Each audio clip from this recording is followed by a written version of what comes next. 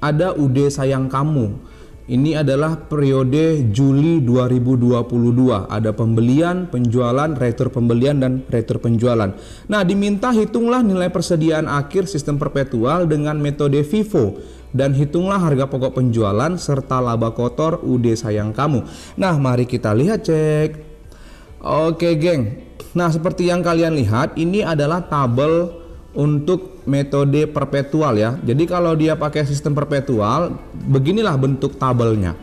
Oke, ada kolom tanggal, kolom pembelian, kemudian kolom harga pokok penjualan ataupun penjualan, kemudian kolom persediaan ataupun saldo akhir dari persediaan barang dagang kita. Nah, lalu di sini ada datanya. Nah, ini data kasusnya tadi. Nah, sekarang kita akan buat bagaimana cara menghitung persediaan akhirnya menggunakan sistem perpetual metode FIFO, first in first out.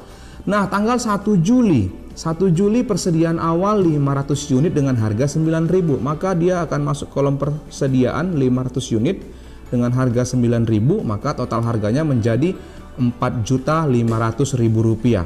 Nah, lalu tanggal 3 Juli dilakukan pembelian 300 unit dengan harga 10.000. Berarti masuk kolom pembelian 300 unit harga 10.000, maka totalnya menjadi 3 juta. Nah, ini kita pindahkan ke kolom persediaan. Nah, sehingga persediaan kita ada 500 dan 300 unit. Nah, lalu di tanggal 7 katanya terjadi penjualan sebanyak 400 unit. Nah, karena kita menggunakan metode FIFO, first in first out, maka yang kita jual yang pertama sekali adalah dari tanggal 1 Juli. Nah, 1 Juli kita keluarkan dari sini 400 unit. Ya kan? Dengan harga 9.000, maka menjadi Rp3.600.000. Sehingga persediaan kita tinggal 100 unit dengan harga 9.000, ya kan? Kemudian 300 unit dengan harga 10.000. Nah, oke? Paham ya? Lalu kita lanjut ke tanggal 8 Juli. Nah, tanggal 8 Juli terjadi penjualan lagi sebanyak 100 unit. Nah, berarti kita masih ambil dari sisa yang tanggal 1 Juli, yaitu kita keluarkan sebanyak 100 unit. Masukkan dia ke kolom harga pokok penjualan. Dengan harga 9.000, maka menjadi 900.000 totalnya. Sehingga persediaan kita tinggal 300 unit dengan harga 10.000, yaitu totalnya 3 juta rupiah. Ya kan? Nah, kita lanjut geng. Tanggal 15 Juli. 15 Juli katanya terjadi pembelian 300 unit dengan harga 12.000. Maka kolom pembelian bertambah sebanyak 300 unit dengan harga 12.000, maka totalnya menjadi 3.600.000. Nah, ini kita pindahkan dia ke kolom persediaan. Terlebih dahulu kita turunkan dulu sisa persediaan tadi ini. Kita turunkan ini ke bawah. Nah, lalu kita masukkan yang ini ke kolom persediaan. 300 harga 12.000 dan totalnya menjadi 3.600.000. Ya kan? Gampang cuy. Nah, kemudian tanggal 16 Juli. 16 Juli terjadi retur pembelian sebanyak 100 unit. Artinya barang yang kita beli tanggal 15 Juli tadi sebanyak 300 ini kita kembalikan lagi kepada si penjualnya sebanyak 100 unit. Berarti di kolom pembelian terjadi pengurangan persediaan sebanyak 100 unit, ya kan, dengan harga 12.000. Maka kembalilah duit kita sebanyak 1.200.000, ya kan?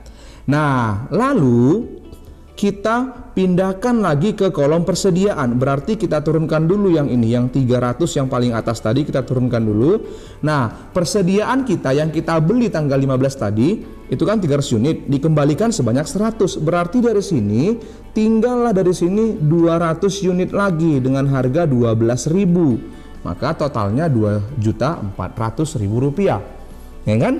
Kemudian di tanggal 20 Juli, ya kan, terjadi penjualan sebanyak 300 unit. Nah, berarti kita masukkan ke kolom harga pokok penjualan 300 unit. Nah, maka kita akan ambil dari 300 unit yang harganya 10.000. Kita keluarkan dulu yang ini karena dia FIFO, first in first out. Yang pertama kali masuk, pertama kali keluar, maka keluarkan sebanyak 300 unit. Dengan harga 10.000, maka totalnya 3 juta rupiah. Sehingga persediaan kita sisanya adalah 200 unit dengan harga 12.000, yaitu Rp2.400.000. Nah, lalu tanggal 21 Juli terjadi retur penjualan, cuy. Artinya barang yang kita jual tadi tanggal 20 Juli sebanyak 300 dikembalikan oleh si pembeli, oleh konsumen kita sebanyak 100 unit. Nah, berarti berkuranglah di sini penjualan 100 unit dengan harga 10.000, yaitu ya 100 dikali 10.000, 1 juta rupiah. Nah, sehingga persediaan kita yang 300 tadi ini akan kembali lagi sebanyak 100 unit dengan harga 10.000, yaitu 1 juta. Nah, lalu persediaan kita tadi yang sisa tadi terakhir yang 200 ini kita pindahkan ke bawah. Nah, kita turunkan lagi ini. Nah, oke. Nah, gampang ya? Paham ya? Paham. Nah, dan yang terakhir tanggal 30 Juli tahun 2022 dijual sebanyak 200 unit. Nah, berarti kita akan keluarkan dulu yang 100 unit dengan harga 10.000. Ini yang terlebih dahulu kita keluarkan. Keluarkan sebanyak 100, ya kan, dengan harga 10.000, maka 1 juta. Nah, karena kita jualnya 200 masih kurang, maka keluarkan 100 lagi dari harga yang 12.000 ini. Keluarkan 100. Nah, harganya 12.000, maka 1.200.000. Sehingga persediaan akhir kita sampai tanggal 30 Juli tahun 2022 adalah 100 unit lagi dengan harga 12.000, yaitu 1.200.000 rupiah. Wow, mudah banget ya kan? Nah, udah selesai geng, tinggal kita totalkan saja. Nah, kita totalkan pembelian kita sebanyak 600 dikurang 100 retur pembelian, berarti sebanyak 500. Kemudian dengan total harganya sebanyak 5.400.000. Nah, penjualan kita 400, 500, 800 kurang 100, 700 tambah 200, 900. Nah, dengan harga pokok penjualannya kita jumlahkan aja ini, lalu sebesar 8.700.000. Nah, persediaan akhir kita tinggal kita turunkan saja yang ini, 100, 12.000 dan 1.200.000. Oke, udah selesai. Maka persediaan akhir UD sayang kamu dengan menggunakan sistem perpetual metode FIFO sebanyak 100 unit dengan harga 12.000, yaitu 1.200.000 rupiah. Wow, mudah banget ya kan? Nah, sekarang kita lanjut bagaimana menghitung harga pokok penjualannya. Nah, HPP itu kan rumusnya persediaan barang dagang awal ditambah pembelian bersih dikurang persediaan barang dagang akhir, ya kan? Nah, di sini saya akan tampilkan lagi data soalnya tadi. Ini soalnya, kemudian ini data persediaan akhir tadi yang ini, yang 1,2 juta kan.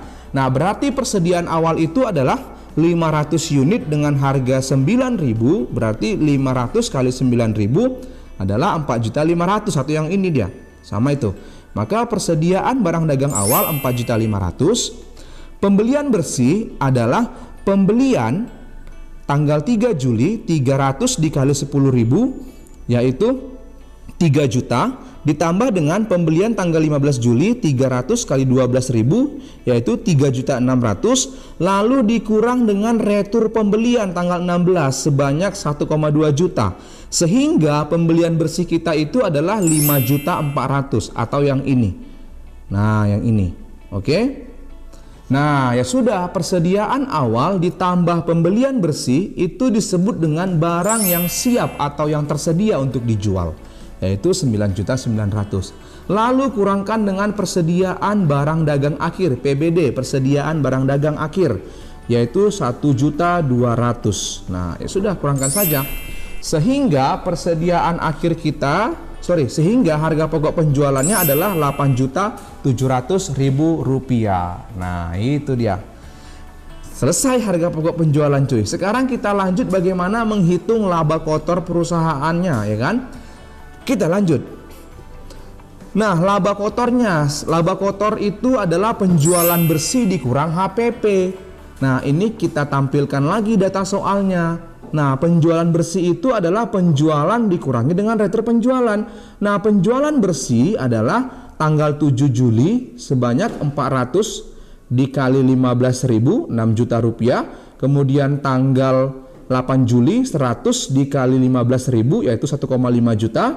Kemudian tanggal 20 Juli 300 dikali 18.000 adalah 5.400.000. Lalu kita kurangkan dengan retur penjualannya 100 unit dikali 18.000 1,8 juta dan tambah dengan penjualan tanggal 30 Juli 200 unit dengan harga 20.000. Nah, 4 juta. Sehingga total penjualan bersih kita adalah 15.100.000 rupiah, ya kan? Ya sudah, tinggal masukkan aja sini cuy.